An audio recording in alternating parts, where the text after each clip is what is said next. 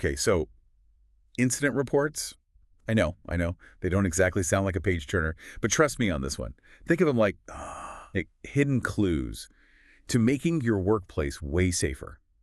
We're diving deep today into why even those tiny little incidents, they matter, folks, and how, get this, investigating them can completely change how you think about safety. Like, completely. Yeah, it's funny, isn't it? A lot of folks just see incident reports as like, paperwork, right? But really, they're packed with information, Well, just waiting for someone to, to unlock it. unlock it. Totally. And we've got a whole bunch of research here that really gets into the nitty-gritty of incident reporting and investigation. So buckle up. You're going to have some aha moments today, our mission. We're going beyond the surface. We're going to uncover the ripple effects of not reporting things, the secrets to a really killer investigation, and how to bust through those barriers. You know, the ones that keep people from speaking up. You know, it's like, if you think about the big picture, unreported incidents, they're like blind spots. You know, Wow. you can't fix a problem if you don't know it exists. And that can lead to some pretty serious stuff. Exactly. There's this study, right? It found that companies that had a strong reporting culture, like where people actually reported stuff, Yeah. they had way fewer serious accidents, like 50% less, compared to those that didn't really care about reporting. It's true what they say, right? Sunlight is the best disinfectant. Oh, absolutely. And it's not just about numbers either. When things don't get reported, it creates this culture where people just kind of think, no big deal, nothing bad ever happens here anyway. But that's dangerous thinking, real dangerous. It's like ignoring a little crack in a bridge, might seem tiny at first. But over time, man, it can mess up the whole thing. Yeah. And that's where a good investigation comes in. It's not about playing the blame game. It's about understanding why something happened so you can stop it from happening again. For sure. It's all about peeling back the layers, getting to the root cause. Oh, I like that. Peeling back the layers. So you're not just treating the symptom.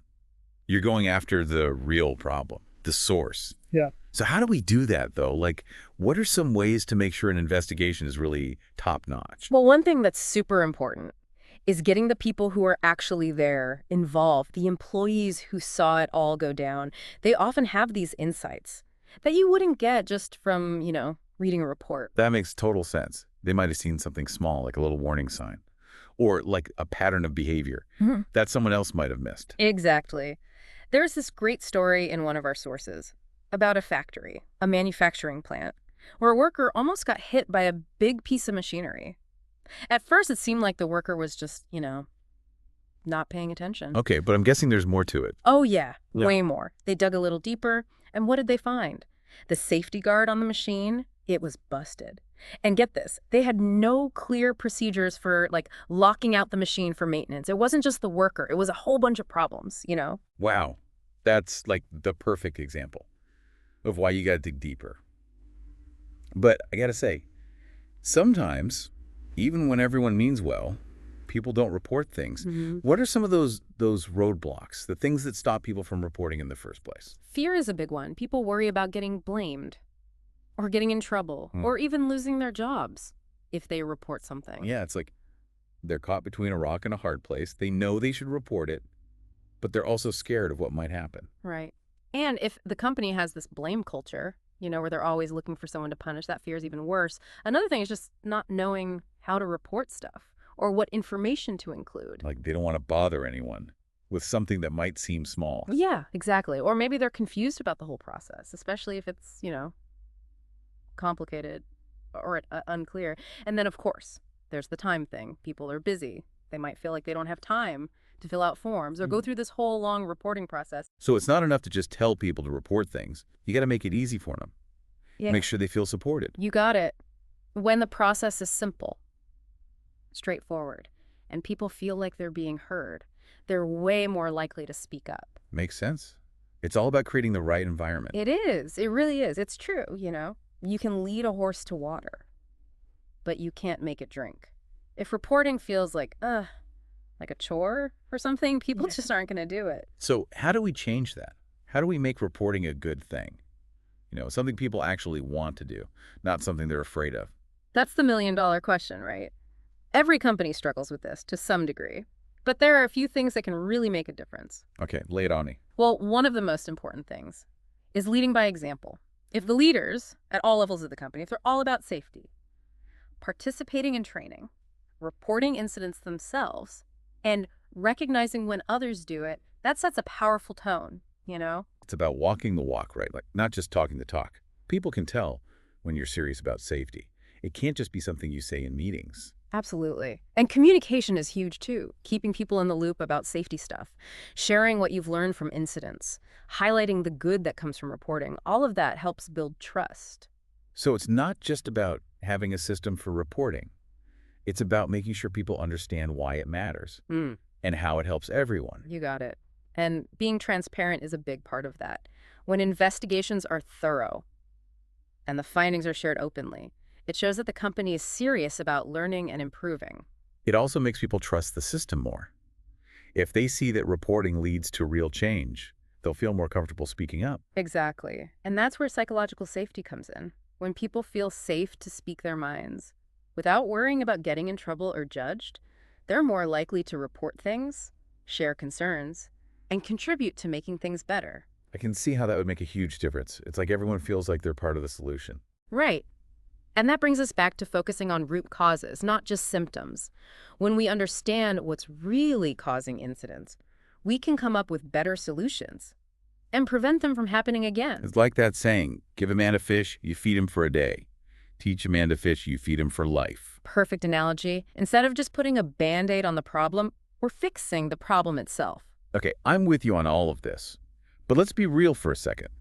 Some people listening might be thinking, this all sounds great in theory, but how do I actually do this stuff? It's a fair question, and honestly, there's no magic formula. Every company is different. What works in one place might not work in another. But I'm sure there are some general guidelines, right? Of course. For example, one practical step is to look at your reporting procedures. Are they clear? Simple, easy to follow. You're talking about making sure people know how to report things. Exactly. And think about offering different ways to report, like online forms, hotlines, or even just having specific people who are trained to take reports. The main thing is to make it easy for people to speak up. I like that. Meeting people where they are. Another practical step is to have regular training on reporting and investigations. This helps make sure everyone gets it.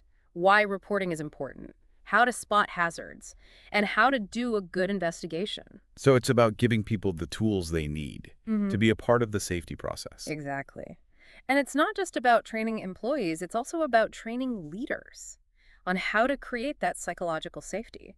This might involve workshops on things like communicating effectively, active listening, and how to handle conflict. It's all about creating an environment where people feel comfortable sharing their thoughts without feeling like they'll be shut down. That's it. And remember, building this culture of safety, it's a marathon, not a sprint. It takes time, effort, and commitment from everyone. Okay, this has been really helpful. I'm seeing incident reporting in a whole new light. It's not just paperwork. It's about creating a culture where everyone feels like they can make things safer. I'm glad to hear that. And it's important to remember, these principles apply to anything, where learning from experience is important. That's a great point. Whether it's healthcare, aviation, or even just our own lives, being able to learn from our mistakes, that's crucial. Absolutely. It's all about having a mindset of continuous learning, using everything that happens to us, good or bad, as a chance to grow. This deep dive has definitely given me a lot to think about.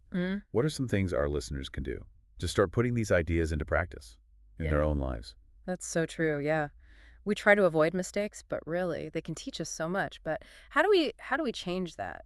Especially at work, where people might be afraid to admit they messed up. It starts with creating a culture where it's okay to be wrong, where, being vulnerable is a good thing. Yeah, I like that. So it's not about being perfect. It's about, well, we're all human, right? We all make mistakes. It's what we do after the mistake that matters. Right, exactly. Instead of hiding them or trying to blame someone, we need to see them as a chance to learn and grow. Okay, so practically speaking, how can we encourage that? What can our listeners do to start making a difference in their workplaces? One thing you can do is just start talking about safety openly and honestly. Talk to your coworkers, your boss, even the higher-ups about why it's important to report incidents and learn from mistakes. It's about making those conversations normal, right? Yeah. So people don't think it's about snitching or getting someone in trouble. It's about making things safer for everyone. Exactly. And if you're in a leadership position, think about how you can set the example. Are you doing the safety training? Are you reporting incidents yourself? Are you recognizing people who make things safer? Walk the walk, right? Yeah. People can tell when safety is a real priority. And another thing you can do is push for reporting systems that are easier to use. If it's a hassle, people just won't bother. If it's a pain, people will find a way around it. Exactly. And encourage your company to invest in training, not just technical skills, Yeah. but also communication, teamwork, problem solving. Building a culture where people can speak up, share ideas, work together. That's what it's all about. Because safety is everyone's responsibility, not just the safety manager or the boss. I love that. It's about everyone taking ownership, being accountable. Yeah, and remember, change takes time. It's not going to happen overnight. But it's worth it. A safer workplace is a happier workplace. More productive, more successful. Definitely. So as we wrap up this deep dive, what's the one thing you want our listeners to remember? I'd say this. Incident reporting and investigation, they're not about blame or punishment. They're about learning and getting better. Creating a culture where everyone feels safe to speak up, Yeah. share their experiences, and make the workplace safer, healthier. That's a great way to put it. And remember, even small changes can make a big difference. Just take that first step, no matter how small. Thanks so much for being here today. This has been really insightful. It was my pleasure. To our listeners, stay curious, stay engaged, and keep working to make the world a safer place. And that's all the time we have for today's deep dive. Hope you enjoyed it. We'll see you next time.